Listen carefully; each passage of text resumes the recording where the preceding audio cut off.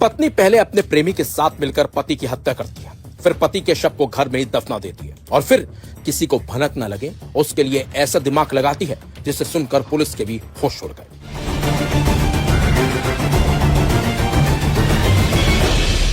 दरअसल महिला ने जहां अपने पति को दफनाया था उस जगह पर अपने ही देवर को बुलाकर टाइल्स लगवा दी। हैरान की बात तो यह है कि शख्स को भनक तक नहीं लगी कि वो अपने भाई की कब्र को ही ढक रहा है। लेकिन कहते हैं अपराधी कितना भी शातिर क्यों ना हो, लेकिन वो कानून के शिकंजे में आ ही जाता है। ऐसा ही कुछ इस महिला और इसके प्रेमी के साथ भी हुआ और वो अपने ही जाल में खुद ही फंस गए और पहुंच गए सलाखों के पीछे। जी हाँ, क्राइम कथा में आज हम दिखाएंगे आपको नाला सुपारा केस में अब तक क्या क्या कुछ हुआ है।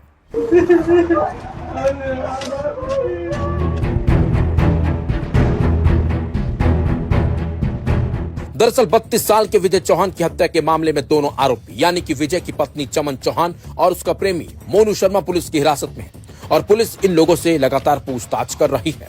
लेकिन ये दोनों अलग अलग बयान देकर पुलिस को उलझाने की पूरी कोशिश कर रहे हैं और तो ये दोनों एक दूसरे का ही बचाव करते हुए दिख रहे हैं।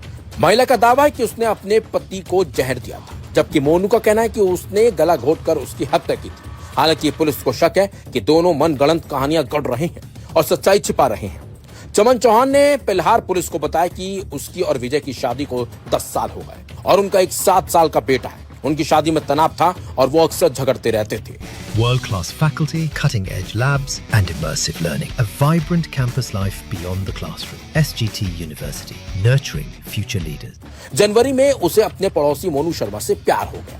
विजय सुबह 7 बजे काम पर निकल जाता था और रात 9 बजे लौटता था, जबकि चमन और मोनू चोरी छिपे मिलते थे। उसने बताया कि उसके पति और उसके परिवार को उनके प्रेम प्रसंग का पता चल गया था। विजय को उसके फोन पर चैट और तस्वीरें मिल गई थी, जिसके चलते उसने कथित तौर पर उसकी हत्या की योजना बनाई थी। चमन ने दावा किया है कि उसने अपने पति के खाने में जहर मिलाकर उसकी हत्या कर दी। उसकी मौत के बाद उसने बताया कि उसने पानी की टंकी बनाने के बहाने एक मजदूर को जमीन खोदने के लिए बुलाया था। बाद में उसने शव को दफना दिया और अपने देवर की मदद से टाइलें लगवा दी।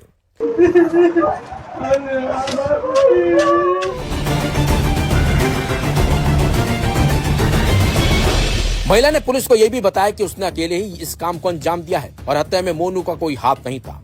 चमन ने पुलिस से मोनू को रिहा करने की गुहार लगाई है और कहा कि वह उससे बहुत प्यार करती है, जबकि मोनू शर्मा ने दावा किया है कि उसने एक झगड़े के दौरान विजय चौहान का गला घोंटकर उसकी हत्या कर दी। उसके मुताबिक वह विजय के घर गया था जब चमन सब्जी खरीदने बाजार गई थी और दोनों के बीच इस दौरान बहस बढ़ गई और मोनू ने दावा किया है कि उसने गुस्से में विजय का गला घोंट दिया।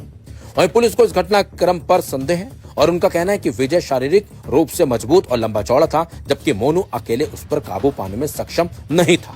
मोनू ने यह भी पुलिस को बताया कि उसने अकेले ही इस वारदात को अंजाम दिया है और चमन को अब रिहा कर दीजिए, ये दावा करते हुए कि चमन का इसमें कोई हाथ नहीं था। विरोधाभासी बयानों के बावजूद पुलिस को संदेह है कि चमन और मोनू दोनों ही हत्या में शामिल थे और झूठे बयान देकर एक दूसरे को बचाने की कोशिश कर रहे हैं। सुनिए इस मामले में पुलिस का क्या कुछ कहना है और जांच में अभी तक क्या कुछ खुलासा पुलिस ने किया है, वो भी सुनिए। इसमें जो चीजें प्राथमिक रूप से सामने आ रही है उसमें जो इसमें मृतक है विजय चौहान, इनकी पत्नी श्रीमती चमन चौहान और इन्हीं के रूम के बगल में रहने वाला मोनू अरविंद शर्मा, ये दोनों के बीच में पिछले कुछ महीनों से जो नाजायज संबंध और जो प्रेम संबंध जो तैयार हुए थे और जिसके चलते जो मृतक विजय चौहान है उसके और उसकी पत्नी आरोपी चमन चौहान, ये दोनों के बीच में और जो दूसरा आरोपी है मोनू शर्मा, इसके माता पिता और मोनू शर्मा खुद, इनके साथ में काफी बार अनबन झगड़ा इस तरीके से काफी दिन से चल रहा था और इसी के चलते इन दोनों के जो चक्कर चल रहा था इसमें इसकी बाधा ना रहे या फिर इसको हटाया जाए, इसके चलते आरोपियों ने जो मृतक है उसकी हत्या कर उसका जो शव है वो शव अपने ही घर में गड्ढा खोदकर उसमें दफन कर दिया। किस हथियार का उपयोग किया गया था या किस पद्धति से? जी देखिए, हथियार और इसके बारे में जो है वो जब पोस्टमार्टम रिपोर्ट मिलेगा और उसके बाद में बाकी और इन्वेस्टिगेशन करने के बाद एक्चुअली में किस तरीके से और किस इससे हथियार से या और दूसरे किस तरीके से इसकी हत्या हुई है, इसके बारे में और स्पष्ट रूप से जानकारी।